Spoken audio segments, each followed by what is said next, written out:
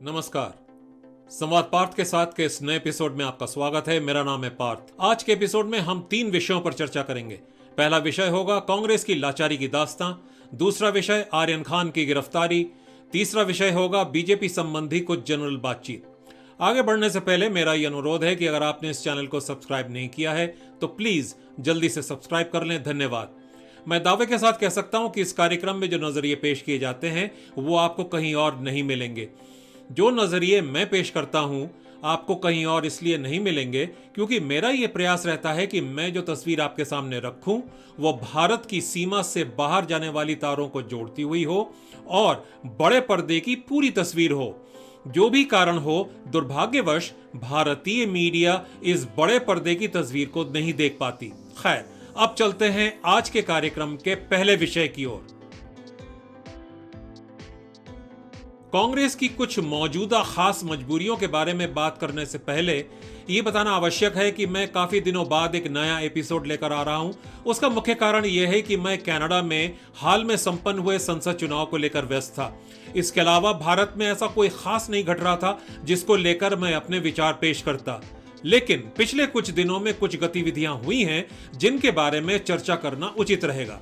तो चलिए अब कांग्रेस की कुछ मौजूदा मजबूरियों के बारे में बात करते हैं। मजबूरियां कई हैं, लेकिन हम 2 खास मजबूरियों के बारे में बात करेंगे। पहली मजबूरी अपने अस्तित्व को बचाने की, दूसरी मजबूरी पंजाब में सिद्धू के नखरों को उठाने की। बात करते हैं पहली मजबूरी की। जब से ममता बनर्जी ने कांग्रेस को एक तरफ खिसकाकर शरद पवार के साथ एंटी मोदी मोर्चा बनाने की प्रक्रिया शुरू की, तब से गांधी वाड्रा परिवार की नींद ही उड़ गई है। इस कारण बीते महीनों में राहुल गांधी अलग अलग ड्रामा करते देखे गए, कभी ट्रैक्टर पर तो कभी साइकिल पर सवारी करते देखे गए। प्रियंका वाड्रा भी उत्तर प्रदेश में कुछ नया सुर्रा छोड़कर खबरों में बने रहने का प्रयास कर रही हैं। ऐसा लगता है कि कांग्रेस की बिखरती और लड़खड़ाती हालत को देखकर सोनिया गांधी को मजबूरन अपने आकाओं के पास गिड़गिड़ाना पड़ा होगा कि वे मदद करें। गांधी वाड्रा की मजबूरियों को देखकर लगता है उनके आकाओं को रहम आया होगा और उन्होंने पवार बाबू पर दबाव डाला होगा कि सोनिया गांधी को धक्का मारकर एक तरफ ना किया जाए और उन्हीं को शिखंडी के रूप में सामने करके एंटी मोदी मोर्चे पर आगे बढ़ने की कार्रवाई की जाए। इसलिए सोनिया गांधी की अध्यक्षता में विपक्षियों ने बातचीत का नाटक किया बीते महीनों में, लेकिन ममता बनर्जी राष्ट्रीय स्तर पर बने रहने के मौकों को हाथ से नहीं जाने दे रही हैं। लखीमपुर खीरी में हुई घटना के बाद उन्होंने अपने सांसदों को वहां भेजने में कोई देरी नहीं की और फिर मीडिया पर अपने विचार भी दे दिए। उसके बाद राहुल गांधी और प्रियंका वाड्रा ने भी लखीमपुर खीरी मामले को भुनाने की अच्छी खासी कोशिश की। जैसा कि लोगों को मालूम होगा, उत्तर प्रदेश में दूसरी बड़ी पार्टियां जैसे समाजवादी पार्टी या बीएसपी कांग्रेस को घास नहीं डाल रही हैं। इस बात से कांग्रेस की लाचारी की स्थिति और बढ़ती जा रही है। कांग्रेस को भली भांति समझ में आ रही है कि उत्तर प्रदेश में उनका शायद वही हश्र हो जैसा पश्चिम बंगाल में हो गया है, यानी लगभग गायब, लुप्त। लाचारी के इस आलम के चलते कांग्रेस को और दूसरी पार्टियों को भी उत्तर प्रदेश में मुद्दे की तलाश है। लखीमपुर खीरी में हुई घटना से उन्हें ड्रामा करने का अच्छा मौका मिल गया। अब जब लखीमपुर खीरी घटना की बात उठी है तो यह कहना उचित रहेगा कि यह घटना अकस्मात हो गई होगी, ऐसा बिल्कुल नहीं लगता। इसके पीछे अच्छी खासी प्लानिंग की बू आती है। मैंने एक एपिसोड में बताया था कि बाहरी ताकतों के लिए भारत जैसे देश में गड़बड़ कराना खासा आसान है, इजी है। और अधिक जानकारी के लिए मेरे पिछले एपिसोड्स को जरूर देख लीजिए। मंत्री अजय मिश्रा के बेटे की गाड़ियों में किसी एक को या फिर उसके कॉन्वॉय में किसी अनजान गाड़ी को घुसाकर भीड़ को रौंदने का प्रयास करवाना बीजेपी के दुश्मनों के लिए कोई मुश्किल काम नहीं है। कुछ वीडियो जो भारतीय मीडिया में दिखाए गए उसमें साफ पता चलता है कि पंजाबी लहजे में बात करने वाले कुछ तत्व भीड़ को मारने और आग लगाने के लिए उकसा रहे थे। बीजेपी विरोधी पार्टियों की अत्यंत घटिया और जघन्य राजनीति का नमूना देखिए। ये पार्टियां अजय मिश्रा के पीछे पड़ी हैं, लेकिन तथाकथित किसानों के अलावा जो और लोग मारे गए, चाहे वो बीजेपी कार्यकर्ता हो या टीवी जर्नलिस्ट, उन लोगों की निर्मम हत्या के बारे में उनके जुबान से कड़ी निंदा के शब्द नहीं निकल रहे। बहरहाल इंक्वायरी शुरू हो गई है, उम्मीद है कि असली बात सामने आ जाएगी। यहां पर यह कहना जरूरी है कि देश में गड़बड़ी फैलाने के लिए भारत विरोधी तत्व साजिशें रचते रहेंगे, लिहाजा भारत के सुरक्षा एजेंसियों को बहुत चौकन्ना रहना होगा। वापस आते हैं कांग्रेस की लाचारी की स्थिति पर। पॉलिटिकल सर्वाइवल की स्थिति इतनी शोचनीय हो गई है कि कांग्रेस सियासी फायदा उठाने के लिए लखीमपुर खीरी घटना पर रोना तो रो रही है, लेकिन गांधी वाड्रा को कश्मीर में हाल में हुए बेगुनाहों की हत्या दिखाई नहीं देती। इन हत्याओं पर उनके चोंच नहीं खुल रहे। By the way, Lakhimpur Kheri घटना के बाद ऐसी घटनाएं आगे नहीं होंगी, ये सोचना मूर्खता होगी। भारत विरोधी ताकतें अपने पालतुओं के लिए नए नए मुद्दे खड़े करने की जी तोड़ कोशिश करती रहेंगी। इन प्रयासों में भारत में रह रहे जयचंद और मीर जाफर पूरी तरह से मदद करेंगे, इसमें कोई शक नहीं। याद है ना, मैंने अपने एपिसोड्स में हाइब्रिड वॉरफेयर या एसिमेट्रिक वॉरफेयर के बारे में बताया था। सारांश में यह कहना उचित होगा कि लुप्त हो रहे कांग्रेस के सामने अपने अस्तित्व को बचाने की जबरदस्त मजबूरी है, खासतौर पर जबकि ममता बनर्जी को साफ पता चल गया है कि अब वो मोदी के विरुद्ध एक राष्ट्रीय नेता के रूप में खड़ी हो सकती हैं और सोनिया गांधी की जगह वो मोदी विरोधी मोर्चे का सर्वे सर्वा बन सकती हैं। अब बात करते हैं कांग्रेस की दूसरी मजबूरी की, पंजाब में नवजोत सिंह सिद्धू को सर पर चढ़ाने और उसके नखरों को सहने की। कैप्टन अमरिंदर सिंह साफ शब्दों में कह चुके हैं कि नवजोत सिंह सिद्धू देश की सुरक्षा के लिए खतरा हैं। कप्तान ने इशारा भी दिया है कि सिद्धू देश के लिए खतरा क्यों है। अगर कैप्टन को यह बात मालूम है तो क्या सोनिया गांधी, राहुल गांधी और प्रियंका वाड्रा को यह बातें नहीं मालूम? ऐसा हो ही नहीं सकता। तो फिर राहुल गांधी और खासतौर पर प्रियंका वाड्रा ने सिद्धू को सर पर क्यों चढ़ाया और वे सिद्धू की नौटंकियों को क्यों झेल रहे हैं? कुछ तो मजबूरी होगी। हो सकता है गांधी वाड्रा और सिद्धू के माई बाप एक ही हों और उन्हीं माई बाप का ही दबाव था कि सिद्धू को पार्टी में खास ओहदा दिया जाए और किसी तरह अमरिंदर सिंह को पद से हटाया जाए। ऐसा क्यों भला? सिंपल, पंजाब एक सीमावर्ती राज्य है जो पाकिस्तान से सटा हुआ है, लिहाजा पंजाब में पर्दे के पीछे से अपना काम करवाने के लिए भारत विरोधी ताकतों को पंजाब में अपना खासम खास पालतू चाहिए इंपॉर्टेंट पोजीशंस में। यह कोई इत्तेफाक नहीं हो सकता कि सिद्धू के सलाहकार कश्मीर के बारे में ऐसे बयान दे दें जो पाकिस्तान के फायदे में जाता हो। अगली मजबूरी सिद्धू को सर पर चढ़ाने की। उत्तर प्रदेश के चुनाव में कांग्रेस को कैंपेन करने वाला कोई तो चाहिए। प्रियंका वाड्रा तो ढंग से हिंदी बोल नहीं पाती। इसके अलावा कांग्रेस में कोई ऐसा जाना माना चेहरा भी नहीं है जो जोरदार भाषण दे सकता हो और चुनाव प्रचार कर सकता हो। सिद्धू इस मामले में प्रियंका वाड्रा के काम आ सकते हैं। कैप्टन सिद्धू को जोकर करार देते हैं, लेकिन कुछ हो ना हो सिद्धू मजमा लगाने में तो कामयाब हो ही जाते हैं। अगली मजबूरी सिद्धू को सर पर चढ़ाने की। हो सकता है सिद्धू ने प्रियंका वाड्रा की कोई ऐसी मदद की हो कभी जिसकी वजह से वाड्रा एहसान के तले दबी हो, या फिर हो सकता है कि सिद्धू के पास ऐसी कोई खास जानकारी है जिसके चलते प्रियंका को दबना पड़ रहा है। खैर, जो भी हो, जिस प्रकार से सिद्धू ने पार्टी अनुशासन की धज्जियां उड़ाई हैं, मुख्यमंत्री चन्नी के लिए गाली का प्रयोग किया है और सरेआम कहा कि चन्नी अगले चुनाव में कांग्रेस का भट्टा बिठाएंगे, फिर भी कांग्रेस हाईकमान सिद्धू के विरुद्ध कोई कार्रवाई करने की हिम्मत नहीं कर पा रहा है। यह दर्शाता है कि कांग्रेस सिद्धू के मामले में किस कदर मजबूर है, लाचार है। लगता है गांधी वाड्रा को पार्टी के लुप्त हो जाने का डर इतना सता रहा है कि वे किसी भी जमूरे के पैरों पर गिरने को तैयार हैं, भले ही वो देश के लिए खतरा क्यों ना हो। लाचारी की हद है।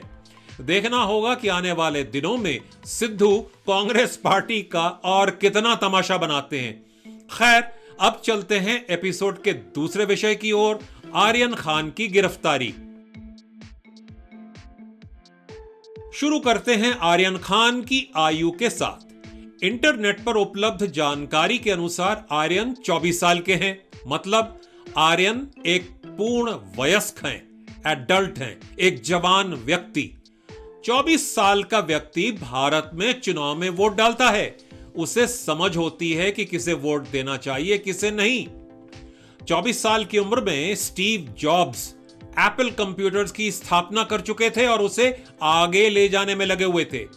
24 साल की उम्र में मार्क जकरबर्ग फेसबुक बनाने में ऑलरेडी 4 साल बिता चुके थे। 23 साल की उम्र में Richard Branson virgin records label को लॉन्च कर चुके थे। ऐसे कितने ही उदाहरण हैं। कहने का तात्पर्य यह है कि 24 साल की उम्र में आर्यन खान कोई दूध पीते बच्चे नहीं हैं जिन्हें भले बुरे की समझ ना हो। लेकिन भारत की मीडिया का काफी बड़ा हिस्सा, चाहे है टीवी चैनल हो या फिर प्रिंट मीडिया, आर्यन को एक नादान लड़के के रूप में पेश करने में लगा हुआ है। एक हिंदी टीवी चैनल में तो आर्यन को एक विक्टिम के रूप में प्रस्तुत करने की दलीलें दी गई। यह कहा गया कि आर्यन के साथ एक अपराधी के रूप में बर्ताव नहीं करना चाहिए।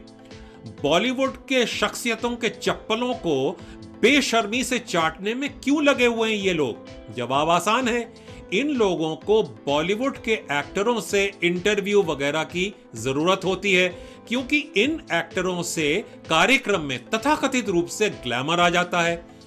बॉलीवुड के जाने माने एक्टर, टीवी पर्सनालिटीज इसका लाभ उठाते हैं और बीच बीच में कुछ टुकड़े फेंक देते हैं मीडिया आउटलेट्स की ओर, और चप्पल चाटने वाले आउटलेट्स दुम हिलाते हुए उन टुकड़ों को उठा लेते हैं। क्या यही मीडिया के लोग एक साधारण व्यक्ति के बेटे के लिए इसी प्रकार की दलीलें देखे जाते हैं? सवाल ही नहीं। आर्यन खान हो या कोई और, जो भी व्यक्ति नशीले पदार्थ से जुड़े किसी कांड में पकड़े जाएं, उनसे पूरी सख्ती से पूछताछ होनी चाहिए। क्यों? यह पता लगाने के लिए कि ड्रग सप्लाई के तार कहां कहां जा रहे हैं, कोई विदेशी ताकतें इस साजिश में शामिल हैं या नहीं, सप्लाई का नेटवर्क कितना बड़ा है, किसी तथाकथित नामी ग्रामी एक्टर को लपेटकर उसके द्वारा कोई नापाक काम तो नहीं करवाया जा रहा है, वगैरह वगैरह। जिस तरह किसी कत्ल या डकैती के मामले में परपिट्रेटर और एकॉम्प्लिस हरेक को हवालात में रखा जाता है और पूछताछ की जाती है, ठीक उसी तरह ड्रग्स के मामले में परपिट्रेटर या एकॉम्प्लिस को जेल में रखकर पूछताछ की जानी चाहिए। किसी प्रकार की कोई रियायत नहीं बरतनी चाहिए। भारत में फिल्म एक्टर्स के बेटों को दूध पीते बच्चों के रूप में पेश किया जाता है। वे बाकी सारी खुराफातों से तो वाकिफ होते हैं, लेकिन वे बेचारे इतने नादान होते हैं कि उन्हें बस अच्छे बुरे में फर्क नजर नहीं आता। 24 साल के आर्यन की तरह बॉलीवुड का एक ऐसा ही नादान बच्चा था 33-34 साल का। वो 33-34 साल की उम्र में इतना नादान था कि उसे मालूम ही नहीं था कि AK-47 से भरा हुआ बक्सा अपने पास छुपाकर नहीं रखना चाहिए। Apparently, he used to know the criminal who handed him the box for safekeeping. कमाल है कैसे कैसे लोगों से जान पहचान होती है इन तथाकथित नादान बच्चों की। ओफो, हद तो यह हो गई कि भारत में इतने लूजर्स हैं या दिमाग से पैदल इतने लोग हैं कि इस नादान बच्चे के बायोपिक ने करीब 500 करोड़ रुपए का बिजनेस कर डाला। आप गौर करेंगे कि जो लोग आर्यन खान के समर्थन में कूद पड़े हैं, उन्हें इस जूता चाटने के एवज में किसी लाभ की जरूर उम्मीद है फ्यूचर में। ये लोग बहुत शातिर किस्म के लोग हैं जो अपने स्वार्थ के लिए अपने ईमान को बेचने में जरा भी नहीं हिचकिचाएंगे। इसके अलावा बॉलीवुड के एक्टर्स या फिर टीवी के जाने माने एक्टर्स को मालूम है कि भारत में लूजर्स की बहुत बड़ी जमात है जिनकी लार टपकती है इन एक्टर्स को देखने के लिए। अगर ऐसा नहीं होता तो तमाम कम पढ़े लिखे एक्टर्स को इतने लोग ट्विटर या इंस्टाग्राम पे फॉलो नहीं करते। बहरहाल, ठीक से पूछताछ और इंक्वायरी करने के लिए देश की जांच एजेंसियों को भारत की न्यायपालिका से पूरा समर्थन मिलना चाहिए। भारत के लोगों को उन शातिरों को अच्छी तरह पहचान लेना चाहिए जो आर्यन जैसे लोगों को नादान बताकर उनके इमेज को सजाने संवारने में जुट गए हैं कुछ टुकड़ों के खातिर। ऐसे लोगों की जितनी भर्त्सना की जाए वो कम है।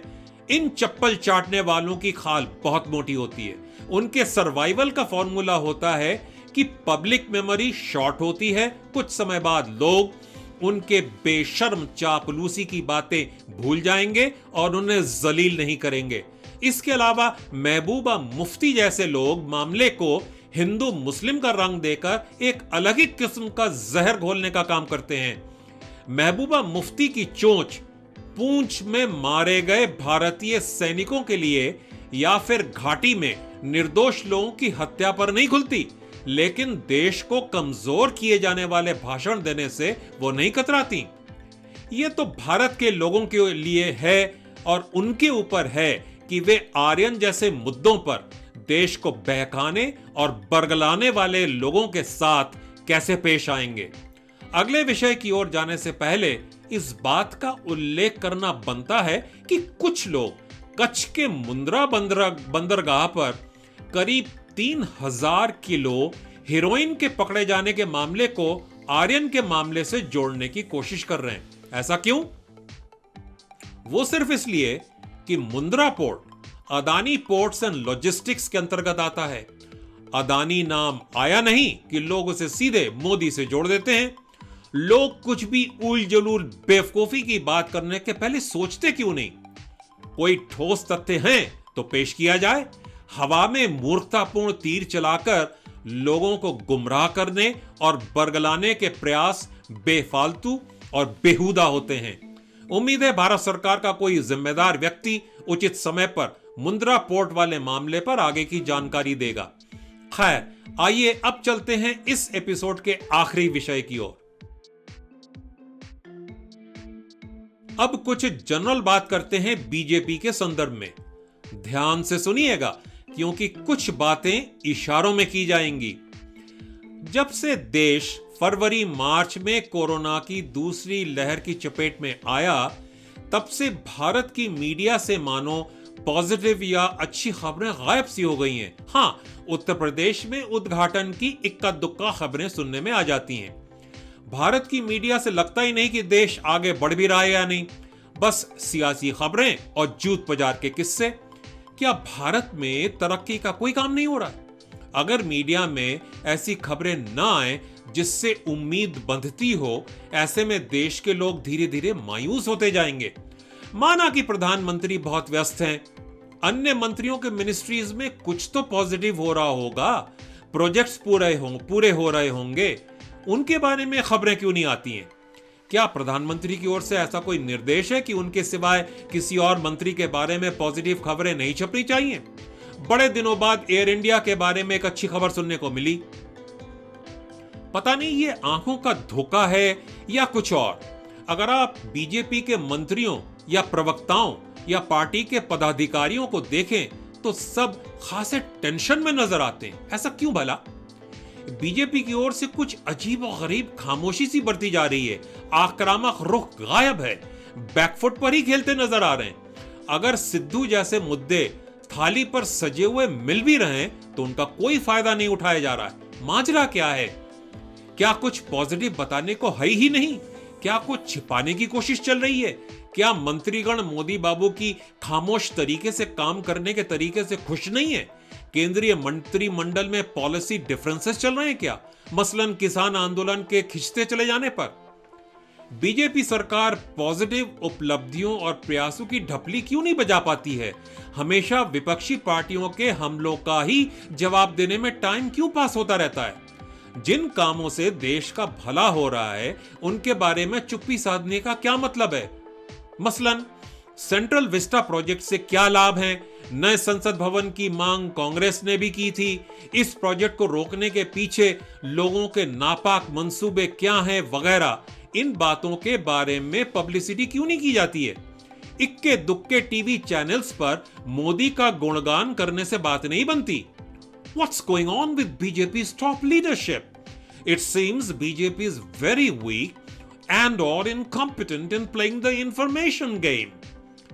ये बात इसलिए कही जा रही है क्योंकि हाल में एक उद्घाटन समारोह में पवार बाबू ने जिस तरह से केंद्रीय मंत्री नितिन गडकरी की तारीफ की, उससे कुछ ऐसा ही लगा।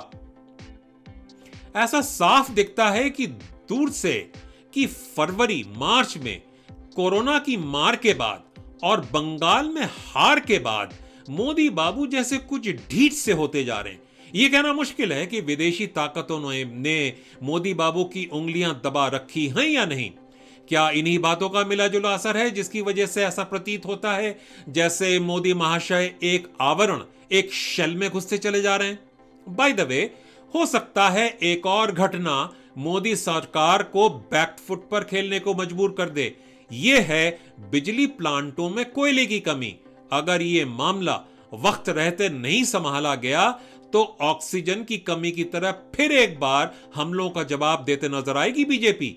एक और बात, ऐसा प्रतीत होता है जैसे बीजेपी और संघ में कहीं कुछ तनातनी सी चल रही है। हो सकता है कि मोदी बाबू और संघ के बीच कुछ वैचारिक मतभेद चल रहे हों।